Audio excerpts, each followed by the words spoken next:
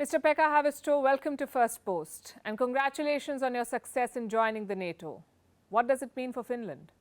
Thank you. For us, it means a lot because we Finns are very security-oriented people, and since last February when Russia attacked Ukraine, we have been witnessing war in Europe. And at this moment, of course, we feel that we are not defending ourselves only alone, but we have the support of the 30 other NATO countries helping us if anything goes to wrong direction. Do you feel Finland is safer as part of the NATO because Russia sees this as a provocation and they're threatening quote-unquote countermeasures, and you share a 1,300-kilometer long border with Russia?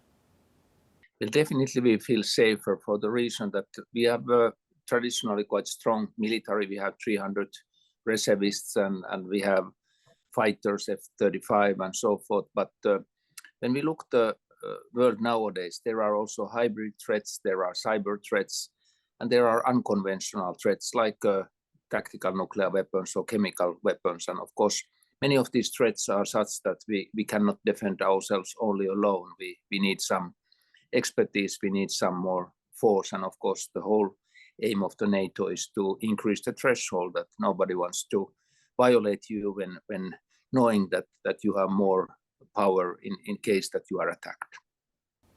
Finland has one of the most combat-ready armies in the world, like you said, given what your people suffered in the Second World War during the Soviet attack. You never stopped preparing for war. Yet, you did not join NATO even at the height of the Cold War or when you joined the European Union. What has changed now? What is your threat perception? Well, of course, when we look back to the history and during the Second World War, Finland was attacked by that time Soviet Union, and I think it's in the DNA of the Finns that we have to be prepared also for the worst case scenarios. And what has changed is the Russian attack against Ukraine last February. We saw war returning to Europe, and the Finns, the typical question in Finland is to ask, what if this is happening to us? Well, how would we react and so forth? And then secondly, how can we help Ukraine? And we have been helping Ukraine also with the military material and so forth. But of course, unfortunately, the wars, conflicts can spread. There can be an escalation. And that's what we are, of course, prepared for. But we wish that our 1,300-kilometer common border will remain peaceful. And peaceful border, of course, is something that we are bringing also into the NATO. Does Finland fear a Russian attack? Well, we don't fear anything at this moment. I think we want to live in a peaceful Europe and we want peace to maintain. But as in our history, we have always been preparing for difficult scenarios, war spreading and escalations are always possible. And that's what we have to be ready.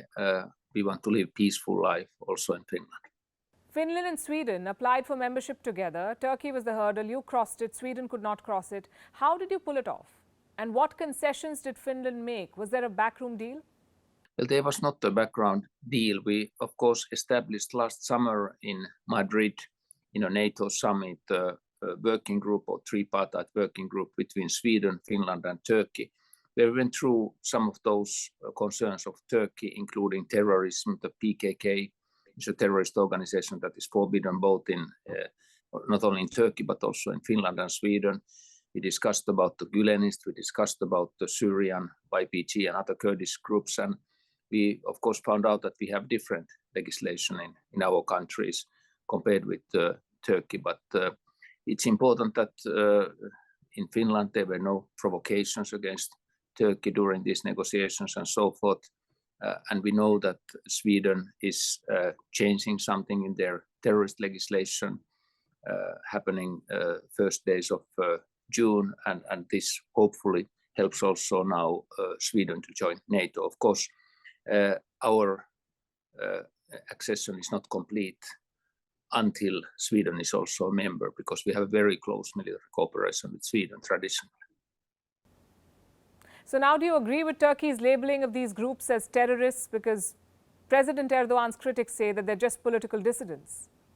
Well, we agree on the PKK that this is a terrorist organization, and it's not allowed to work under the PKK organization in Finland or in Sweden. That's agreed on the European Union level.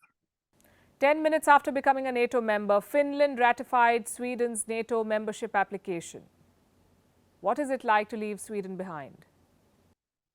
Well, of course, we started the process last spring together, and we applied at the same time in last May, put our applications in the NATO, and of course we would have wished that Finland and Sweden could together join NATO. Unfortunately, there was a delay caused by missing ratifications from Turkey and Hungary towards Sweden, and then we got the ratifications and we joined as soon as possible. But of course, we hope that prior to the coming Vilnius summit in next coming July, Sweden will also be a member. Nuclear weapons are a core component of NATO's deterrence, but Finland has always called nuclear weapons illegal. You have a strong record of non-proliferation. Is that position going to change now? Will Finland bring nuclear weapons on its soil? And will it come up with a new policy on nuclear weapons? Well, currently we have a legislation that prevents nuclear material or nuclear weapons to be transferred to Finnish soil, and there has not been discussion of changing that legislation. My understanding is that actually those nuclear weapons that NATO has or are controlled by NATO is permanently located to certain places in Europe, and I haven't heard any particular decisions or plans to change those locations. Is Finland looking to change its policy? Well, we haven't changed anything in our policy. Of course, when joining NATO, you accept that part of the deterrence is also that NATO has nuclear weapons, or NATO countries have nuclear weapons, but also the NATO policy is that it would be better to have a nuclear-free world, but so that every country quits nuclear weapons. So now Finland is fundamentally okay with the idea of nuclear weapons? Currently, we understand that NATO as an organization and NATO countries have also the nuclear deterrence. I understand NATO has been in talks with India. There have been reports of closed-door meetings. Do you see a shift on India's part, a willingness to do more with NATO? As a member of NATO, do you also think that India should engage more actively with this alliance?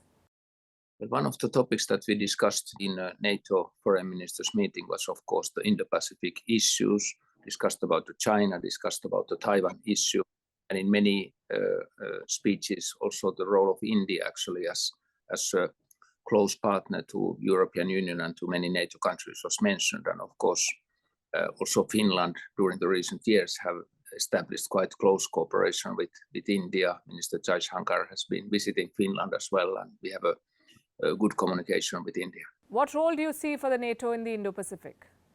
Well, of course, one role for NATO countries is to keep the Taiwan Straits open for commercial traffic and maintain the freedom of maritime movement and so forth. I think that's one of the key issues. And of course, we see different risks also of conflict escalating in the Indo-Pacific area.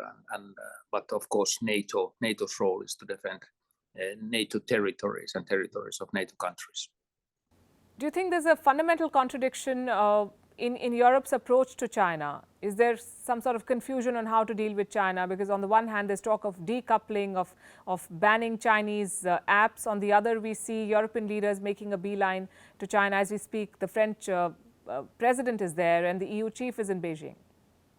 I don't think it's confusion. It's actually the importance of communicate with China in these circumstances. And particularly, I'm thinking also the situation when China presented at the 24th of February their own position on Ukraine-Russia conflict. And of course, from our part in Europe, in many NATO countries, we would like China to be real active on peace building or finding political solution to the current crisis, not, for example, giving arms to Russia in these circumstances. Can you tell me a little more about the discussion that you mentioned today and the fact that India came up in the discussion and the role of India? Well, India was mentioned several times for the reason that many of the EU countries particularly have been having recently closer contacts to India, mainly commercial contacts, business contacts, and so forth. But of course, I think it came also in the context of the dependencies on critical issues on China, because as we know, China is a technological giant nowadays, but we see actually a lot of alternatives also developing in India, and a closer relationship between many European countries and India, like I mentioned, Finland has been doing. So, Mr. Haavisto, can you confirm that NATO is engaging with India for a wider role? Well, on NATO, I cannot confirm anything, but of course many European countries have recently also communicated more actively with India, like Finland has been doing. As a NATO member country, what is your message to the Russian leadership? Well, of course, our message has been very permanent since the Russian attack against Ukraine starting from the last February, 24th of February, that Russia should withdraw from those areas that it has occupied from Ukraine, and Russia should build and support a peaceful solution of the conflict. Mr. Pekka Haavisto, thank you very much for joining us here on First Post, and thank you for your time. Thank you. Thanks. Good talking to you.